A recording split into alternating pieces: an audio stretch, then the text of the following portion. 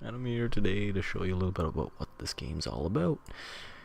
Because I played it for a few minutes, played through the tutorial, and thought it was pretty cool. Anyway, this is my castle. Is it not beautiful? Is it not the most beautiful thing you've ever seen? Right down here I've got my majestic army of 3 Snotters and 2 Cyclops. Yeah. It's gonna do a lot. Yeah.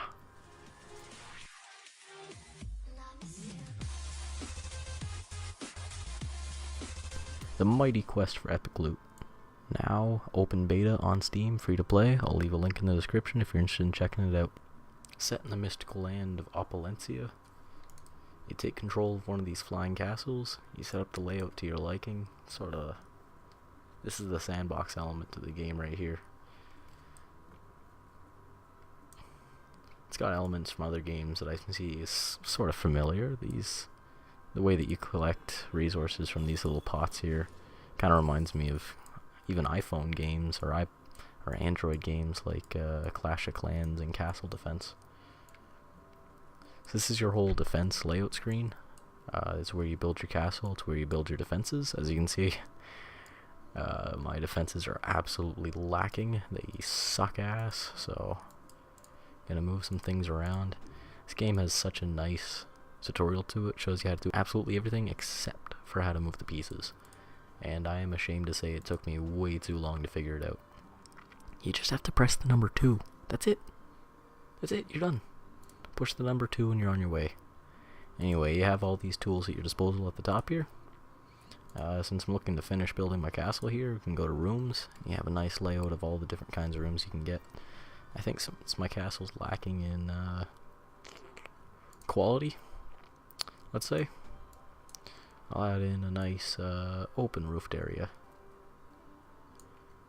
Aside from just making the layout, you also get to lay out the traps.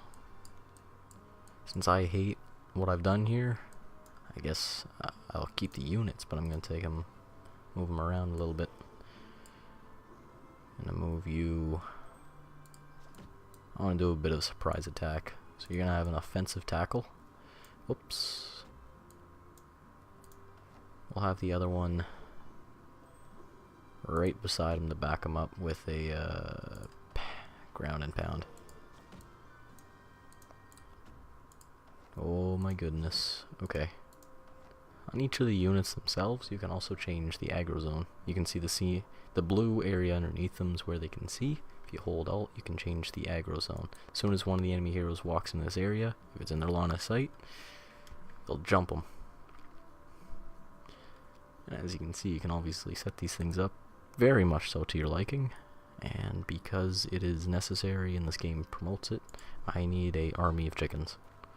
So, you can see my numbers at the bottom here. I have a defense rating, currently 34 out of 100. This is how many traps and or monsters that you can put into your castle. On the other side here, we have rooms. You'd have to upgrade your architect table if you wanted to have more rooms. Currently, it is way too much for me to do. I don't even have anywhere near enough money. The max money is just not even close at the moment. So that's why I can only have 4 rooms, and my castle is lacking any sort of depth and or maze-like qualities. Back to the task at hand, which is summoning chickens. Right about 20 chickens is good. Alright, en masse, we'll charge the enemy heroes as they try to enter my base. With my defensive chicken grid set up, I'm ready to move on to traps. It's summoning room, need traps. You need a trap generator in order to power traps that are nearby. I don't really want any traps back there. Or behind the Cyclops. That seems very counterproductive. So it can't be over the border lines of the map. As you can see, these lines of map around each block are sort of their boundaries. As soon as I move it over just a little bit past that, it's all good. It doesn't quite reach the other block though. Alright, I'm gonna keep this one here for now. Let's take a look at some of the traps that we have. Because I'm such a low rank and I don't even have enough levels to really get anything good, I have rotating flame cannons and glue mines.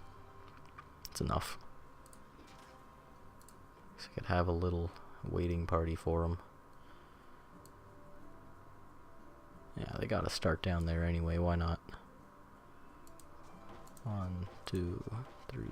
Once you have your castle laid out just the way that you want to, you have to prove that it's actually beatable by beating it yourself. It's time to verify my castle. Here we go. When you attack someone's castle in this game, you have 3 objectives. 1, to beat their time and how long it took them to beat it. 2, you gotta take out their resource regeneration plants that'll be in the back of my base. I'll show you on my way by. And 3, just get to the end alive. Yeah, it's that simple to win. But I can see how this will give you at least an advantage to keep 1 star off of people's rankings once they get later on. You'll know where you're going in your own castle.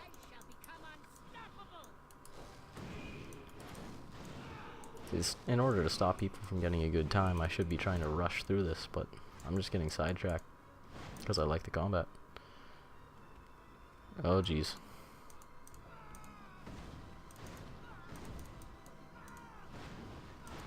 Something was damaging my own Cyclopses here. That's fire. Didn't work out quite the way that I thought to. That was a little bit too easy getting through my defenses. Because once I get out here... Yeah.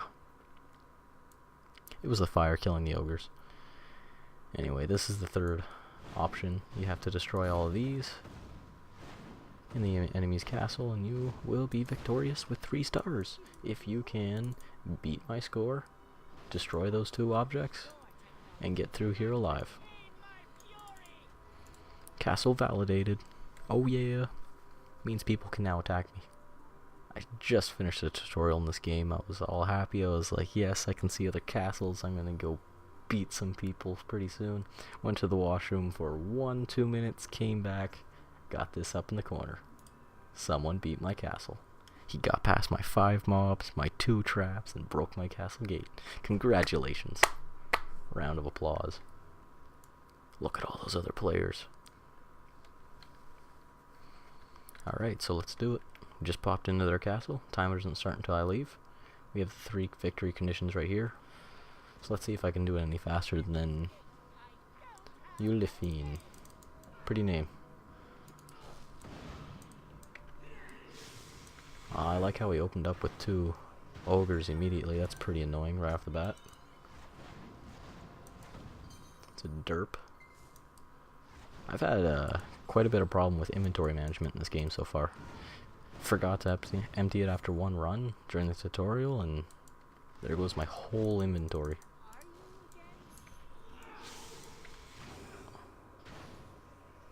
Oh, come on, come on, come on. It's not even hurting them.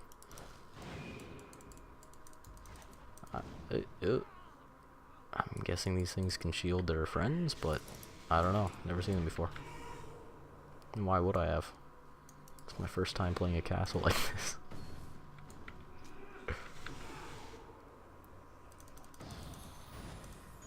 There we go. Level 6, everyone. Level 6.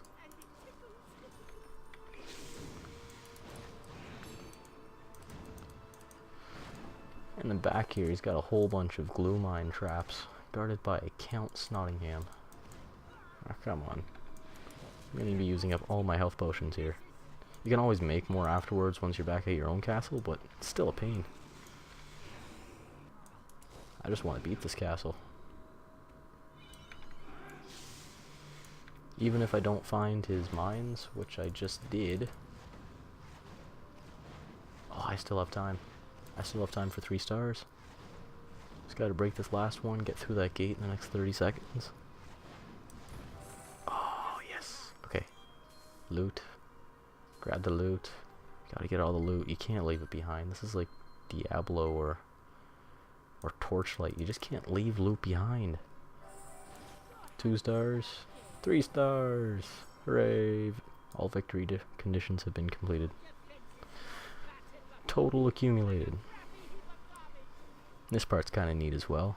You get a reward after winning a fight against another castle, but you only get to see it once you actually rate what you thought of their castle. I thought that was pretty hard. I'll give them 5 stars. Anyway, thanks for watching, guys. I hope this has informed you at least a little bit. Let me know what you think in the comments below. Leave a like, subscribe. It's completely up to you. See ya.